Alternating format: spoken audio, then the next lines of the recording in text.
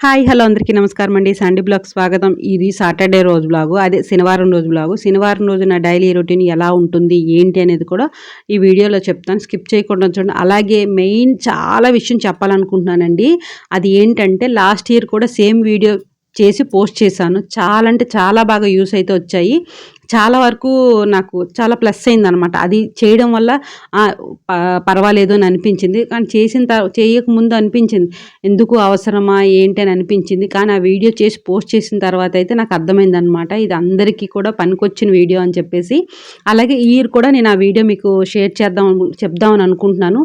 ఏంటి అనేది వీడియో మొత్తం నా డైలీ వ్లాగ్ అంతా చూసి వీడియో స్కిప్ చేయకుండా చూస్తేనే లాస్ట్‌లో విషయం చెప్తాననమాట.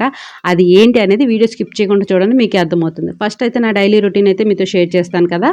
ఏంటి సంధ్య ఎప్పుడు పూజల తాడుతో వస్తది. ఇప్పుడు వెంటనే ఉప్మాతో వచ్చిందనుకోవద్దు. ఒక 3, 4 డేస్‌లో మళ్ళీ పూజలనేది స్టార్ట్ చేస్తాను. ఫస్ట్ అయితే ఈరోజు మార్నింగ్ క్లైమేట్ బాగా కూల్‌గా ఉన్నప్పుడు మెయిన్ టిఫిన్ అంటే ఏం చెప్పాలో తెలుసా అండి? ఆడవాళ్ళకి చాలా ఈజీ అయిన టిఫిన్. అంటే వర్షం పడేటప్పుడు తక్కువగా గిన్నెలవుతాయి. అలాగే ఈజీగా కూడా అయిపోతది. ఏంటంటే ఉప్మా. ఉప్మా అనేది ది బెస్ట్ టిఫిన్ అని చెప్పాలి క్లైమేట్ కూల్‌గా ఉండేటప్పుడు. ఎందుకంటే మనం క్లైమేట్ కూల్‌గా ఉంటే గిన్నెలు తోమడానికి చలేస్తది. అలాగే ఎక్కువ గిన్నెలు పడతాయి. టైం ఎక్కువసేపు స్పెండ్ చేయలేము. అందుకని చెప్పేసి ఉప్మా అనుకోండి, ఒక కళాయి, ఒక గరిటె, ఇంట్లో ఎంతమంది ఉంటే అన్ని ప్లేట్లు, స్పూన్లు, వాటర్, అంతకు మించి ఏమవ్వదు. అందుకే వర్షం పడేటప్పుడు వాటర్‌లోకి తక్కువగా ఎళ్ళాలనుకుంటే ఈ చిన్న పని చేయండి. వేడి వేడిగా ఉప్మా చేద్దామండి, చాలా బావుంటదని చెప్పండి ఎవరైనా అడిగితే. ఇంకా ఉప్మా అయిపోయిన తర్వాత నేనైతే బయటకైతే వెళ్తున్నాను. అంటే ఎంత క్లైమేట్ కూల్‌గున్నా ఏదున్నా మన డైలీ పనైతే మర్చిపోకూడదు కదా! ఇంకా తప్పనిసరిలో ఎంత వర్షం పడినా, చిరాకుగా ఉన్నా బయటికైతే వెళ్తున్నాను. బయటికి ఎక్కడికి ఏంటి అనేది కూడా చెప్తాను. ఫస్ట్ అయితే చూడండి, బయటైతే ఎంత చల్ల గాలేసి చూసారా, ఎంత విపరీతంగా గాలేస్తుందో. మామూలుగా గాలి లేదు. బయటికి వెళ్దామంటే చలేసేస్తుందనమాట. వర్షం కూడా బాగా పడుతుంది. చూసారు కదా! అంతగా గాలేస్తుంది. బయటికెక్కడికి అంటే నేను ఒక కస్టమర్‌కి అర్జెంట్‌గా 2 శారీసు, ఫాల్సు, అదే చీర జాకెట్లయితే కుట్టిసి ఇవ్వాలి 2, అవైతే తేడానికి వెళ్తున్నాను. ఇంకా మధ్యాహ్నం మా లంచ్‌లోకి ఈరోజు అవి తీసుకొచ్చిన తర్వాత తడిపేసి ఆరబెట్టాను. ఈరోజు మధ్యాహ్నం లంచ్‌లోకి ఏంటంటే కాలీఫ్లవర్ పకోడీ చేశాను. అంటే ఏం కర్రీస్ లేవు. రైతు బజార్‌కెళ్దామంటే బురద. కొంచెం ఈ వర్షంలో ఎళ్ళాలంటే కొంచెం బద్ధకం అనిపిస్తది. ఇంకా కాలీఫ్లవర్ అయితే ఉంది. క్లైమేట్ కూల్‌గా ఉండేటప్పుడు కాలీఫ్లవర్ పకోడీ చేస్తే బావుంటది కదా అని చెప్పేసి ఇలా 65 చేద్దాం అనుకున్నాను. అతను 65 తినరు. పిల్లలైతే పకోడీ తినేస్తారు. 65 కూడా తినేస్తారు. అందుకని చెప్పేసి ఇలా పకోడీ అయితే చేశాను. క్లైమేట్ కూల్‌లో మంచిగా రసం పెట్టుకొని చక్కగా కాలీఫ్లవర్ పకోడీతో హ్యాపీగా తినేయొచ్చండి. దీంతో పాటు కూడా ఇంకొక రెసిపీ కూడా చేశాను. అది ఏంటంటే నాకు ఫ్రెండ్స్ ఉండేవారు. ఒక ముగ్గురు ఫ్రెండ్సు. అందులో ఒక ఆమె నా క్లాస్‌మేట్ అనమాట. మిగతా వాళ్ళందరూ దాని సిస్టర్స్. కాకపోతే మేము స్కూల్‌లో ఉండేటప్పుడు వాళ్ళు ఒరియా వాళ్ళు. ఎక్కువగా లంచ్ బాక్స్‌లోకి కార్తీక మాసంలో గానీ, మార్గశిర మాసంలో గానీ ఒక కర్రీ అయితే చక్కగా తెచ్చేవారండి.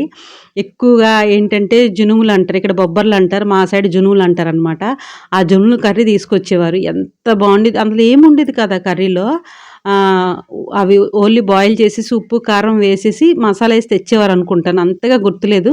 కానీ ఎప్పుడు జునుముల కర్రీ తీసుకొచ్చినా నాకు ఖచ్చితంగా గుర్తొచ్చే ఐటెమ్ అంటే ఆ కర్రీ అనమాట. మా ఫ్రెండ్స్, తను ఒక్కామె చెప్పాను కదా! తను ఒక్కామె మా ఫ్రెండ్. కాకపోతే వాళ్ళ సిస్టర్స్ మేమందరం కూర్చొని తినేవాళ్ళం. నేనేంటంటే ముందు నుంచి ఆంధ్రాలో చదివి వెళ్ళడం వల్ల నాకంత ఒరియా వచ్చేది కాదు. వాళ్ళేంటంటే మీకు ఒరియా నేర్పిస్తాం అని చెప్పేసనేసి అలా వాళ్ళతో పాటు కూర్చుంటూ కొన్ని ఒరియా మాటలైతే నేర్చుకున్నాను. అంటే ఫాస్ట్‌గానే నేర్చుకున్నాను. అంటే మనం ఎక్కడైనా కొంచెం యాక్టివ్‌గా ఉంటాను కాబట్టి, ఆటోమేటిక్‌గా వాగుతాను కాబట్టి చాలా వరకైతే నేర్చుకున్నాను వాళ్ళతోని. అది ఆ ఫ్రెండ్‌షిప్ ఏంటంటే నా వరకు కూడా కాదు. మా అమ్మమ్మ వాళ్ళు, మా అమ్మ వాళ్ళు అంటే నేస్తపోరంటారు కదా! అలా బాగా తెలిసిన వాళ్ళు అలాగా ఉండేవారనమాట. ఆళ్ళందరూ కలిసి అలాగా వాళ్ళు అంటే ఎలాగ చెప్పాలి? మా అమ్మ, అదే మా మాయలతోని అలా ఆళ్ళతో కూడా ఫ్రెండ్‌షిప్ అలా ఉండేది. నాకు తెలీదు. కాపోతే వీళ్ళతో నాకు బాగా బాండింగ్ అయితే కుదిరింది. ఎప్పుడు కూడా జునుములు తీసుకొచ్చినా చక్కగా ఈ కర్రీ అయితే తీసుకొచ్చేవారు. అంటే మేము లంచ్ బాక్స్ తినేటప్పుడు మా పిన్ని నాకు అంటే పిన్ని వాళ్ళ ఇంట్లో ఉండి చదువుకున్నాను కాబట్టి మా పిన్ని అయితే లంచ్ బాక్స్‌లోకి ఏదైతే కర్రీ పెట్టినా, టిఫిన్ పెట్టినా ఏది పెట్టినా షేర్ చేసుకునే వాళ్ళం కొంచెం కొంచెం తీసుకుంటూ. అలాగే వాళ్ళు కూడా తెచ్చిన కర్రీస్ ఏవైనా నాకు అలా షేర్ చేసేవారనమాట. అందుకని అది గుర్తొచ్చి అలా వండుదాం అనుకోని చేసి బొబ్బర్లు ఆల్రెడీ అదే జునుములు ఆల్రెడీ బాయిల్ చేశాను. కాకపోతే ఆ టైప్‌కి ఇతను తింటారో తినరా అని చెప్పేసి కొత్తగా ప్రయోగించేశాను. అంటే నేను, మా మావయ్య వాళ్ళ అమ్మాయి, ఈళ్ళు ఒక ముగ్గురు కలిసి ఒకే దగ్గర తినేవాళ్ళమనమాట. అందరం కలిసి ఒక బ్యాచు. బ్యాచ్ అంటే అందులో ఇద్దరు మా క్లాస్‌మేట్స్ కాదు. మిగతా ముగ్గురం ఒకటే క్లాస్‌మేట్స్. కాకపోతే ఒరియా బ్యాచ్, తెలుగు బ్యాచ్ అని ఉండేది. చెప్పాను కదా! చక్కగా ఒరియా నేర్చుకున్నాను. నేర్చేసుకున్నానండి. 10థ్ అయ్యేలోపు చక్కగా నేర్చుకున్నాను. కాకపోతే పెళ్ళైన తర్వాత ఇక్కడికొచ్చి ఈ 14 సంవత్సరాల్లో ఒరియా అనేది అర్థమవుతుంది గానీ రిటర్న్ చెప్పలేకపోతున్నాను. అప్పుడు బాగా నేర్చుకున్నాననమాట. వాళ్ళే ఎలా అంటే నాకు ఆంధ్ర నుంచొచ్చాను. ఒరిస్సాలో నేను జాయిన్ చేసుకోము. అది టీసీ ఇక్కడ నప్పదని కూడా చెప్పారు. కాకపోతే ఏంటంటే ఒరియా నేర్చుకుంటేనే ఉంచుతాం, లేకపోతే ఉంచమని కూడా అన్నారనమాట అప్పట్లో. కాకపోతే మా చిన్నాన్న ఏంటి, మా చిన్నాన్న ఎందుకు రాదు? ఎందుకు జాయిన్ చేసుకోరు? ఎవరు చెప్పారు? అని చెప్పేసి కొంచెం గట్టిగా ఒరియా నేర్చుకుంటదని చెప్పేసి అతను కొంచెం గట్టిగా చెప్పారు. అలాగే నేను కూడా ఒరియా నేర్చుకున్నాననమాట. చెప్పాలంటే మా ముగ్గురు ఫ్రెండ్స్ వల్ల నాకు చక్కగా ఒరియా అనేదొచ్చింది. ఎలా అంటే కొన్ని కొన్ని మాటలు ఆడుతుంటే అలా కాదు, ఇలా కాదు అని చెప్పడం అవన్నీ ఇప్పుడు గుర్తొస్తే చాలా హ్యాపీగా అనిపిస్తుంది. అందుకే జునుముల కూర చేసినప్పుడల్లా నాకు ఆ సిచ్యువేషన్ అయితే గుర్తొస్తది. మీతో షేర్ చేసుకున్నాను. సరే అయితే సంధ్య ఇవన్నీ ఎందుకు, మాకు అసలు మ్యాటర్‌కి అయితే వచ్చేయొచ్చు కదా అని చెప్పేసి మీరు అనుకోవచ్చు. ఆ మ్యాటర్‌కి వచ్చేస్తున్నాననమాట.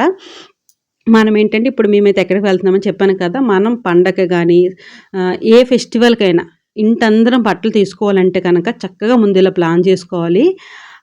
మేమైతే అదే ప్లాన్‌కైతే బయటికి వెళ్ళాం. క్లైమేట్ చూడండి ఒక్కసారిగా ఒక్కొక్క దగ్గర ఒక్కొక్క ప్లేస్‌లో ఒక్కొక్క కలర్ అయితే మేఘం ఉంది.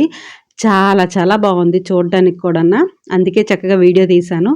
ఏంటి అంటే ఇప్పుడు షాపింగ్ చేసుకోవాలనుకుంటే ముందుగా ఒక టైం కేటాయించుకొని ఫస్ట్ ఒక 2, 3 షాపులకైతే తిరగాలండి. నేనేం చేశానంటే ఫస్ట్ సీఎంఆర్‌కి వెళ్ళాము. ఆ తర్వాత కేఎల్ఎంకి వెళ్ళాము. ఆ తర్వాత సౌత్ ఇండియాకి వెళ్ళాము. లక్కీ, ఆర్‌కి ఇవన్నీ చూసాము. అవన్నీ చూసిన తర్వాత అప్పుడు డిసైడ్ అయ్యామనమాట. అంటే అన్ని షాపుల్లో ఒకటే మోడల్స్ వచ్చాయండి. రేట్లు కొన్ని కొన్ని షాపుల్లో కొన్ని కొన్ని రకంగా ఉన్నాయన్నమాట. మనం ఎప్పుడు కూడా పండగకెళ్ళేటప్పుడు ఇలా ప్లాన్ చేసుకొని షాపింగ్‌కెళ్తే గనక మన బడ్జెట్‌లో మనం అనుకునే రీతిలో షాపింగ్ అనేది చేసుకోవచ్చు. ఈ లైటింగ్‌లు ఇవన్నీ మలన పడేయడానికే. ఎందుకంటే ఈ లైటింగ్‌లు అవి చూసే కదా షాపింగ్‌కైతే వెళ్ళిపోతాము. అందుకని చెప్పేసి ఫస్ట్ ఒక 4, 5 షాపులు మనం టైం కేటాయించుకొని తిరిగితే కనుక ఇలా పండగ షాపింగ్ ఇలా చేసుకోవచ్చు. ఈ రకంగా ఇలా ఉంటది. ఈ బడ్జెట్ అనేది మనకు తెలుస్తది. అంటే మనం పండగ టైంలో ఇంకో విషయం కూడా గుర్తుపెట్టుకోవాలండి జాగ్రత్తగా. పండగ షాపింగ్‌లో ప్రతి షాపింగ్ మాల్ చాలా చాలా రష్‌గా ఉంటది. మన పిల్లల్ని మనం చాలా జాగ్రత్తగా చూసుకోవాలి. ఎందుకంటే ఆ క్రౌడ్‌లో నేను ఎందుకు అవన్నీ వీడియో తీయలేకపోయానంటే క్రౌడ్ మామూలుగా లేదనమాట. ఎందుకంటే క్రిస్మస్ దగ్గరగా ఉంది కాబట్టి చాలా చాలా జనం ఉన్నారు ప్రతి షాప్‌లో. మీరు మెయిన్ గుర్తుపెట్టుకోవాల్సిన విషయం ఏంటంటే మరీ చెప్తున్నాను. షాపింగ్ గానీ, బయటికి ఎక్కడ వెళ్ళినప్పుడు గానీ పెద్దవాళ్ళైనా, పిల్లలైనా కూడా ఇప్పుడున్న సిట్యుయేషన్ ప్రకారంగా మన పిల్లల్ని మనతో పాటు ఉంచుకోవడమే కరెక్ట్ అండి. ఆ క్రౌడ్‌లో ఏ ఏదైనా ఎందుకు ఈ బుర్ర వేయడని చెప్పేసి నేను మా వాడినైతే అట్టే పెట్టుకొని ఉంటాననమాట. ఎందుకంటే ఒక సిట్యుయేషన్ రీసెంట్‌గా చేసాడాడు. అందుకని చెప్పేసి నేను ఆడినెక్కడ వదలట్లేదు. ఇలా మనం పండక్కి అంటే ఒక్క శ్రావణ మాసం అనుకోండి ఒక్కసారే తీసుకుంటాం ప్రాబ్లమ్ ఏం లేదు. అదే సంక్రాంతికి అయితే కనుక సంక్రాంతి గానీ, ఉగాది గానీ చాలామంది తీసుకుంటారు. తీసుకున్న వాళ్ళు చక్కగా ఇలా ప్లాన్ చేసుకోండి. చక్కగా షాపింగ్ అవుతది. మన బడ్జెట్ ఏంటి? మనం ఎంతవరకు షాపింగ్ చేయొచ్చు అనేది కూడా మనకు ఒక అంచనా వస్తదనమాట. అది నేనైతే చెప్పాల్సుకున్న విషయం ఇది. వీడియో కనుక నచ్చితే లైక్ కొట్టండి, షేర్ చేయండి. ప్లీజ్ సపోర్ట్ చేయండి. ఇప్పుడు వీడియోలో మళ్ళీ కలుసుకుందాం. ఓకేనండి. బాయ్.